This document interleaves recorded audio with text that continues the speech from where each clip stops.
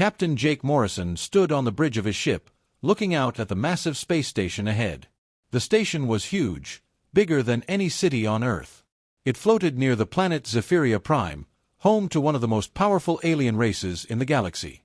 Jake was 35 years old and had been a captain for 8 years. He had short brown hair and kind blue eyes. His crew respected him because he always tried to do the right thing, even when it was hard. "Captain, we're getting permission to dock," said Lieutenant Commander Lisa Park. She was Jake's second in command and his best friend. Lisa had black hair and was very smart about politics and alien cultures. "Good," Jake said. "Do we know why they called us here?" "The message just said it was about a marriage proposal," Lisa replied.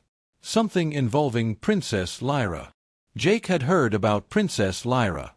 She was the daughter of Emperor Zaxthul, the ruler of the Zephyrian Empire. The Zephyrians were tall aliens with skin that looked like crystal.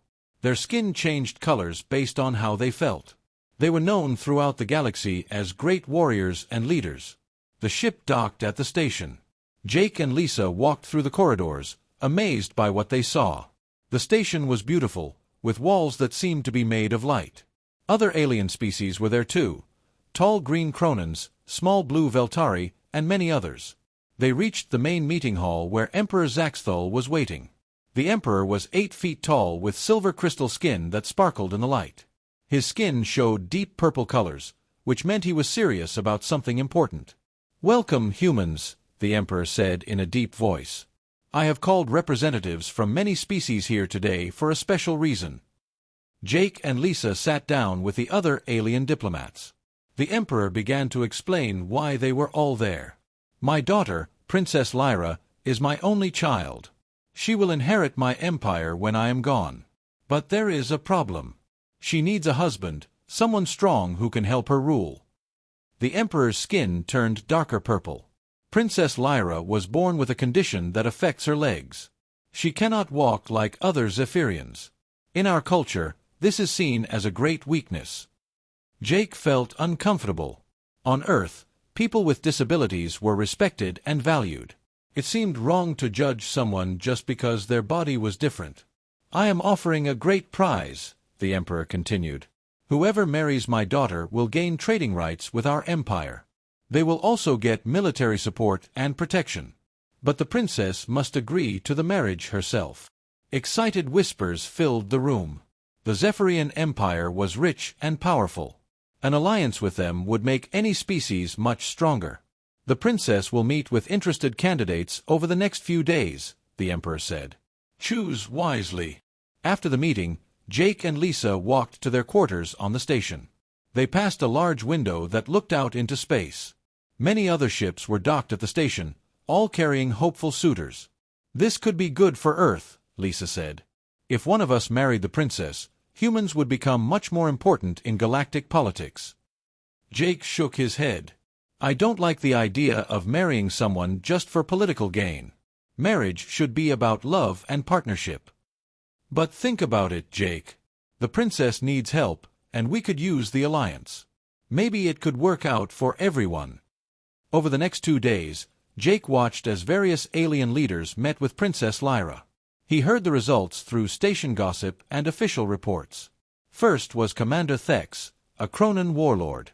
The Cronans were known for being strong and aggressive.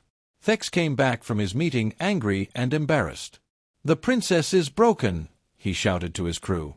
"How can someone who cannot even stand lead an empire? This is insulting."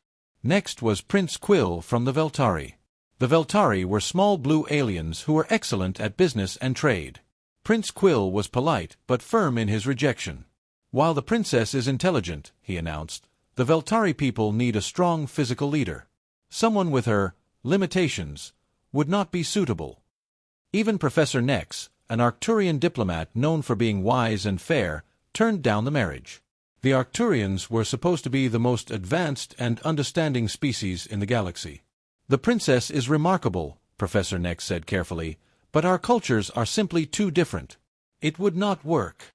Jake noticed that each rejection made the Emperor's skin darker and more troubled. The crystal patterns on his face showed deep worry and sadness. On the third day, Jake was sitting in the station's observation lounge when he saw something that made him angry. A group of young alien nobles were talking loudly about the princess. "Can you believe the Emperor expects someone to marry that cripple?" laughed a Veltari merchant. "I heard she uses a floating chair to move around," added a Kronan officer. "How embarrassing for their family." "Maybe they should just pick a different heir," suggested an Arcturian trader. Jake stood up, his hands clenched into fists. Lisa quickly grabbed his arm. "Jake, don't start a fight," she whispered. "We're diplomats here." But Jake had heard enough. He walked over to the group of aliens. "Excuse me," he said in a calm but firm voice. "I think you're talking about Princess Lyra." The aliens looked at him with surprise. Humans were still relatively new to galactic politics, and many species didn't take them seriously. "Yes, human," the Veltari merchant said with a sneer. "We were discussing the Emperor's problem." "The only problem I see," Jake replied, "is a group of people judging someone based on something they can't control. Where I come from, we measure people by their character and abilities, not by whether they can walk." The Kronan officer laughed. "Typical human weakness. You care too much about those who are damaged." "We care about everyone," Jake said. "That's what makes us strong, not weak." The aliens walked away, still laughing.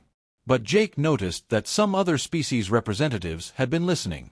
A few of them looked thoughtful, as if they had never considered his point of view before. That night, Jake couldn't sleep.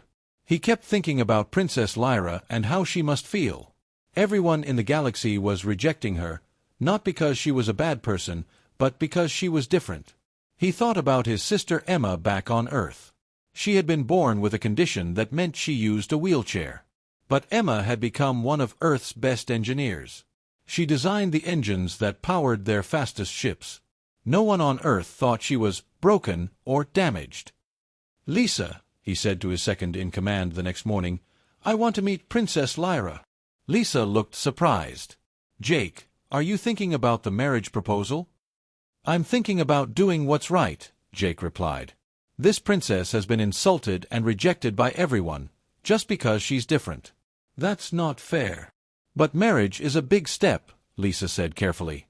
"I'm not talking about love or romance," Jake explained. "I'm talking about partnership. About showing the galaxy that humans value people for who they are, not what they look like." Lisa studied her captain's face. She had known Jake for many years, and she could tell when he had made up his mind about something important. "All right," she said. "Let's see if we can arrange a meeting with the princess." Jake nodded. He didn't know what would happen, but he knew he had to try. Princess Lyra deserved better than the treatment she had received. And maybe, just maybe, humans could show the galaxy a different way of thinking about strength and leadership. Jake asked the Emperor's staff if he could meet with Princess Lyra. At first, they seemed surprised. After so many rejections, they probably thought no one else would be interested. "The princess will see you in the botanical gardens," a Zephyrian aide told him. "She spends much of her time there now." The botanical gardens were amazing. Plants from hundreds of different worlds grew together in perfect harmony. There were tall purple trees from Arcturus, small glowing flowers from the Vega system, and even some earth roses and oak trees. Jake walked along the path, looking for the princess. He found her sitting near a small pond, watching fish swim in the clear water. She was in a chair that floated a few inches above the ground. The chair was beautiful, made of the same crystal material as Zephyrian buildings, but it moved silently through the air. Princess Lyra was smaller than her father, about 6 feet tall. Her crystal skin was currently showing deep blue colors with streaks of gray. Jake had learned that blue meant sadness among Zephyrians. The gray streaks meant she felt hopeless. She was beautiful in a way that was completely different from human women. Her skin caught the light and reflected it in tiny rainbows. Her eyes were silver like liquid metal, and they showed great intelligence. "Another visitor come to stare at the broken princess?" she asked without looking at him. Her voice was musical but tired. "Let me guess. You want to see the cripple who thinks she can rule an empire." Jake felt angry at how she had been treated, but he kept his voice calm and kind. "Actually, I came to apologize." This made her look at him with surprise. Her skin flickered with yellow colors, which meant confusion. Apologize. For what? For every species that has insulted you this week, Jake said. For everyone who judged you based on your body instead of your mind. Where I come from, that kind of thinking is wrong. Princess Lyra stared at him. Her skin was now showing more yellow, mixed with orange colors that meant curiosity. You are human, she said. It wasn't a question. Your species is new to galactic politics. Why do you care about how others treat me? Jake sat down on a bench near her chair. Because everyone deserves to be treated with respect. And because I know that being different doesn't make someone weak. He told her about his sister Emma. How she was born with spina bifida, a condition that affected her spine and legs. Emma used a wheelchair, but she had never let that stop her from achieving her dreams. My sister designed the engines for our fastest spaceships, Jake explained. She solved problems that other engineers couldn't figure out. She sees things differently because her life experience is different. That makes her better at her job, not worse. Princess Lyra's skin was now showing more orange and yellow colors. Your sister sounds remarkable. But surely she faced challenges because of her condition. Of course she did, Jake admitted. But we didn't treat those challenges as reasons to give up on her. We found ways to help her succeed. We built ramps and elevators. We made sure her workspace was designed for her needs. And you know what? Those changes helped other people too. The princess was quiet for a moment. Then she spoke in a softer voice. My people see physical strength as the most important quality in a leader. If you cannot fight, you cannot rule. That is our way. But there are many kinds of strength, Jake said. What about the strength to keep trying when everyone tells you to give up? What about the strength to find new solutions to old problems? What about the strength to care about others even when they don't care about you? For the first time, Princess Lyra smiled. Her skin began to show warm amber colors, which Jake guessed meant interest or happiness. You speak strangely for a warrior species, she said. I have read about human military history. Your people are known for being fierce fighters. We fight when we have to, Jake agreed. But we're strongest when we work together, when we include everyone, when we use all the talents we have available. Princess Lyra moved her chair closer to the pond. Would you like to know why I spend so much time here? She asked. Jake nodded. These gardens were my idea, she explained. When I was young, I noticed that plants from different worlds usually died when we tried to grow them together. Each species needed different soil, different amounts of light, different nutrients. Her skin showed pride now, bright gold streaks. I spent years studying how to make them thrive together. I changed the soil composition. I created different light zones. I found ways for plants with different needs to help each other instead of competing. That sounds like incredible work, Jake said, and he meant it. My father thinks it is a waste of time, Princess Lyra said sadly. A hobby for someone who cannot contribute to the Empire in more important ways. Are you kidding? Jake asked. You took species that couldn't survive together and found a way to make them work in harmony. That's exactly the kind of skill a leader needs. The princess looked at him with those silver eyes. You really believe that? I know it. Tell me, what other projects have you worked on? For the next 2 hours, Princess Lyra told Jake about her achievements. She had developed new battle strategies that helped Zephyrian forces win fights with fewer casualties. She had created diplomatic solutions that prevented 3 different wars. She had designed technology that helped disabled Zephyrians live better lives. I made these modifications to my chair myself, she said, showing him the control panel. It has communication systems, medical scanners, and defensive weapons. Most people just see it as a sign of weakness, but it's actually more advanced than most military equipment. Jake was amazed. You're not just intelligent, you're brilliant. How can anyone think you're not qualified to lead? Part 3, The Proposal and Challenges. Jake couldn't sleep that night. He kept thinking about his conversation with Princess Lyra. She was nothing like what he had expected. Instead of finding a sad, broken person, he had met someone brilliant, creative, and strong in ways that most people couldn't understand. The next morning, Lisa found him in the ship's dining hall, staring at his breakfast without eating it. "You look like you're thinking about something important," she said, sitting down across from him. "I am," Jake replied. "Lisa, I want to ask Princess Lyra to marry me." Lisa nearly choked on her coffee. "Jake, you just met her yesterday. And this isn't some romantic story. This is about politics and alliances." "I know it's not romantic," Jake said. "But it doesn't have to be. Think about it, Lisa. Marriage can be a partnership, a team effort. Two people working together toward common goals." "But marriage is supposed to be about love," Lisa protested. Jake shook his head. "Not always.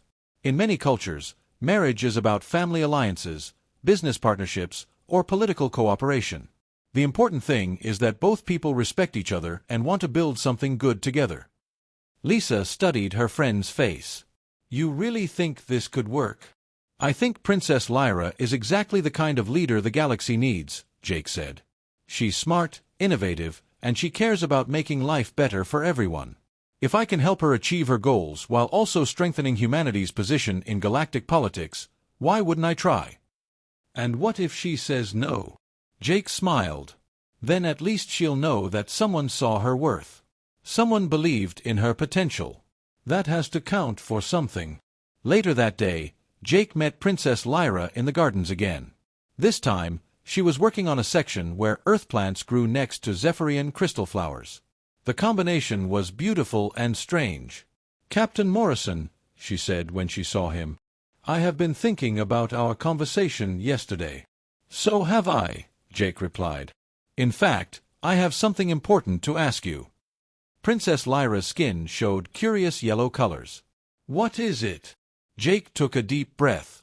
"Princess Lyra, I would like to ask for your hand in marriage." Her skin immediately changed to bright white, the Zephyrian color for shock and surprise. "Captain, we have only known each other for 2 days," she said carefully. "I know that," Jake said. "But I'm not talking about a love marriage. I'm talking about a partnership. Two people working together to make both our peoples stronger and better." He explained his thinking. "You need someone who respects your abilities and supports your goals.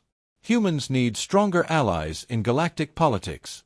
We both believe in equality, inclusion, and finding strength through diversity. Why not work together?"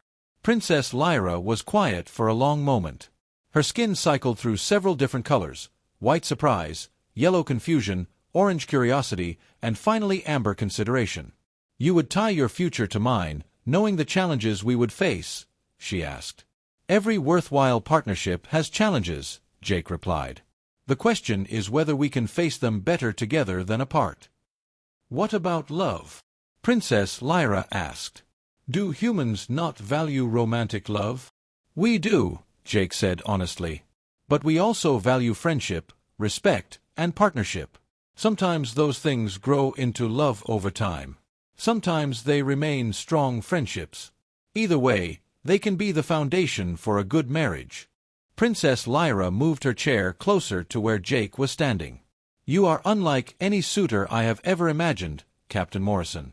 You offer partnership instead of protection. You see strength instead of weakness. You propose cooperation instead of conquest."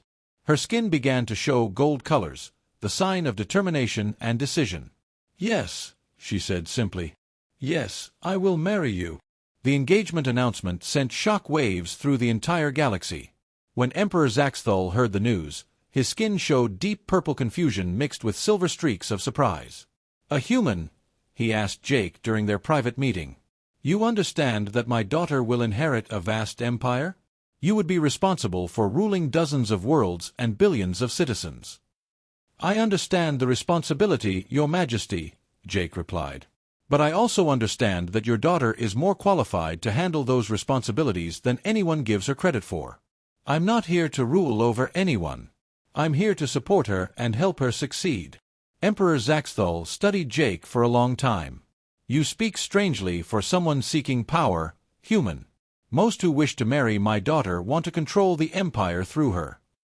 "I want to help make the empire stronger," Jake said. "Your daughter has ideas that could benefit everyone, not just Zephyrians, but all the species in your territory. I want to help her put those ideas into practice." The Emperor's skin showed thoughtful silver patterns. "You will need to pass the traditional trials," he said. "No one can marry into the royal family without proving their worthiness." "I understand," Jake said.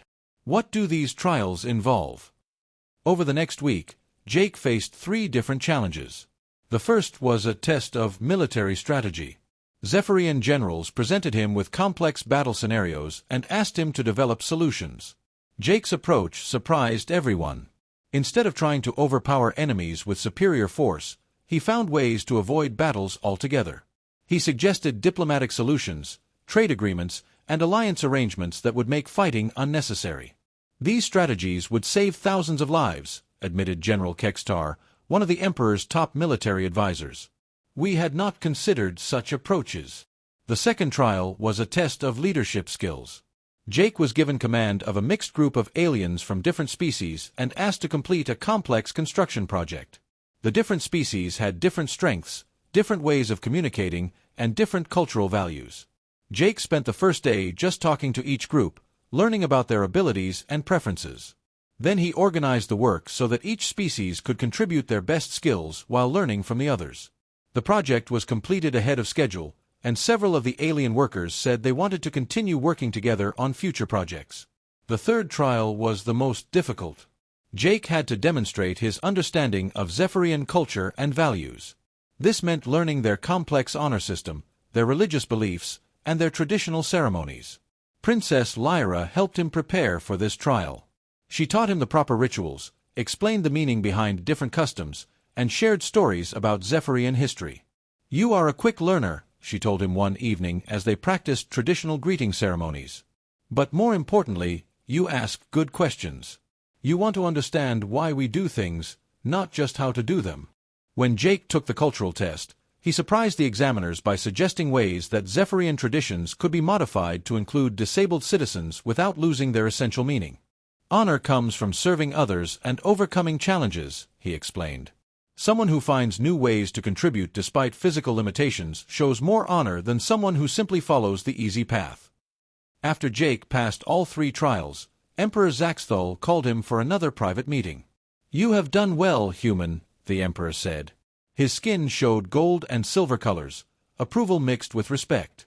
"But there are those who oppose this marriage. They believe it will weaken our empire." "Who opposes it?" Jake asked. "General Caxmore and his supporters," the Emperor replied. "They think my daughter is unfit to rule because of her condition. They believe that marrying a human, a species they consider primitive, will only make things worse." Jake felt anger rising in his chest, but he kept his voice calm. "What will they do?" "I do not know," Emperor Zaxthul admitted. "But be careful, both of you. Caxmore is ambitious and dangerous. He has many followers in the military." That night, Jake told Princess Lyra about his conversation with her father. "I knew this would happen," she said sadly. Her skin showed dark blue colors. "Caxmore has always believed that I should be replaced as heir. This marriage gives him an excuse to act against us." "Then we'll face him together," Jake said firmly. "That's what partners do." Princess Lyra's skin brightened to warm amber. "Yes," she said. "Together we are stronger than either of us could be alone." But neither of them knew that General Caxmore was already making plans. He had decided that the wedding would never take place. If necessary, he would remove both Jake and Princess Lyra permanently. The general sat in his private quarters, surrounded by loyal officers who shared his views about the princess and her human suitor. "The empire cannot be ruled by a cripple and a primitive," he told them. "We must act before this ridiculous wedding takes place." "What do you propose, General?" asked one of his supporters. "We will take control of the station during the wedding ceremony," Caxmore said. "We will eliminate both the princess and her human, and then present Emperor Zaxthul with a better option for succession." The officers looked uncertain. "That would be treason, General." "It would be saving the empire," Caxmore replied coldly. "Sometimes leaders must make difficult choices for the greater good." As wedding preparations continued, Jake and Princess Lyra worked together on plans for their future. They discussed how to improve conditions for disabled citizens throughout the Empire, how to strengthen diplomatic relations with other species, and how to create new opportunities for cooperation and trade. They were building something beautiful together, a vision of the future that was inclusive, peaceful, and prosperous for everyone. But they didn't know that others were building something very different. General Caxmore and his supporters were preparing for war. The wedding day arrived with great celebration throughout the station. Representatives from dozens of alien species had come to witness the historic union between Princess Lyra and Captain Jake Morrison. The ceremony was planned to take place in the station's Great Hall, followed by a reception in the Botanical Gardens. Jake wore a modified human military dress uniform with Zephyrian crystal decorations that Princess Lyra had designed herself. She looked beautiful in a flowing gown that incorporated both human and Zephyrian wedding traditions. Her skin glowed with warm gold and silver colors that showed happiness and excitement. But not everyone was celebrating. General Caxmore and 50 of his most loyal soldiers were hidden throughout the station. They had been planning this attack for days, studying the station's layout and identifying key locations to control. "Remember," Caxmore told his troops through their communication devices, "we are doing this to save the Empire. The princess and her human must be eliminated before they can damage our people's future." At exactly noon, just as the wedding ceremony was about to begin, alarms started ringing throughout the station. Red lights flashed, and automated voices announced, "Security breach. All citizens report to safe areas immediately." General Caxmore's soldiers had taken control of the station's main power systems and communication arrays. They began moving through the corridors, forcing civilians into locked rooms and taking control of important areas. "Citizens of the Empire," General Caxmore's voice echoed through the station speakers, "I am General Caxmore of the Imperial Fleet. We have taken control of this station to prevent a catastrophic mistake. Princess Lyra and her human suitor are not fit to rule our empire. They will be removed for the good of all Zephyrians." In the Great Hall, wedding guests panicked as armed soldiers burst through the doors. Emperor Zaxthal's personal guards immediately surrounded him, but they were outnumbered. Jake grabbed Princess Lyra's hand. "We need to get out of here," he said. "My father," she replied, looking toward the Emperor. "Your father has his guards," Jake said. "Right now, we're the main targets. If we can escape, we might be able to help everyone else." Princess Lyra nodded. Her skin had changed to deep red colors, the Zephyrian expression of anger and determination. They escaped through a side door that led to the station's service corridors. Princess Lyra's floating chair moved silently through the narrow passages while Jake followed on foot. "Do you know these tunnels?" Jake asked. "I designed some of the modifications to this station," Princess Lyra replied. "I know every corridor, every service shaft, every hidden passage." As they moved through the station, they could hear General Caxmore's soldiers searching for them. The rebels had control of the main areas, but the service tunnels were like a maze that only Princess Lyra understood completely. "We need to find Lisa and my crew," Jake said. "And we need to figure out how to fight back." "I have an idea," Princess Lyra said. "But I'll need access to my workshop." Her workshop was in a section of the station that most people didn't know about. It was where she had built the modifications to her chair and developed her other inventions. The room was full of advanced technology and prototype devices. "What are you planning?" Jake asked. Princess Lyra was already working at a computer terminal. "I'm activating security systems that General Caxmore doesn't know about," she explained. "I installed them as backup protection, but I never told anyone about them, not even my father." Her fingers moved quickly over the controls. Throughout the station, hidden sensors and defensive systems came online. Suddenly, Princess Lyra and Jake could see exactly where all of the rebel soldiers were located. "There are 52 of them," Princess Lyra said, studying the displays. "They've split into small groups to control different areas of the station. And there are about 300 wedding guests, plus station personnel," Jake added. "If we can organize the loyal forces, we can outnumber them." But first, they needed to rescue Jake's crew and other allies. Using Princess Lyra's sensor network, they located Lisa and several other human officers who were trapped in the diplomatic quarters. Jake and Princess Lyra worked together to create a rescue plan. Princess Lyra used her chair's communication systems to contact loyal Zephyrian guards throughout the station. Jake coordinated with human security personnel who had avoided capture. "This is Captain Morrison," he broadcast on a secure frequency that Princess Lyra had established. "All loyal forces, we're organizing a counterattack. Princess Lyra and I are coordinating from a secure location." The rescue mission began with Princess Lyra using her technological skills to create distractions. She overloaded power systems in areas where rebel soldiers were stationed, causing lights to flicker and alarms to sound. This confused the rebels and made them think there were technical problems instead of organized resistance. While the rebels were distracted, Jake led small teams through the service tunnels to rescue trapped allies. His human crew training in unconventional warfare proved very useful in the station's tight corridors. "Stay low and move quietly," he instructed his rescue teams. "We're not trying to win big battles. We're trying to free our people and gather information." Princess Lyra, meanwhile, was using her chair's advanced systems to hack into the rebels' communications. She could hear their plans and warn the rescue teams about ambushes. "Jake, there are 3 soldiers heading toward your position," she warned through their communication link. "Copy that," Jake replied. "We'll take an alternate route." As they rescued more allies, their resistance force grew stronger.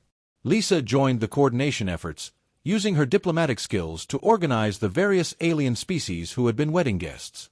"The Arcturians have defensive technology," she reported. "The Veltari have small but effective weapons. Even some of the Cronins want to help fight against the rebels." Princess Lyra realized that this was an opportunity to demonstrate something important. "Jake, we can show everyone what real leadership looks like. We can prove that cooperation between different species makes us all stronger." They organized their diverse allies into mixed teams. Each team included humans, Zephyrians, and other alien species. Everyone contributed their unique skills and abilities. The Arcturians used their advanced sensors to track rebel movements. The Veltari used their small size to move through areas that larger species couldn't reach. The Cronins used their strength to move heavy obstacles and create barriers. But the most important contribution came from Princess Lyra herself. Her technological modifications to the station became the key to their success. "I can isolate different sections of the station," she explained to Jake and Lisa. "If we can drive the rebels into specific areas, I can trap them there." "How?" Jake asked. Princess Lyra smiled, her skin glowing with confident gold colors. "Remember what I told you about my botanical gardens?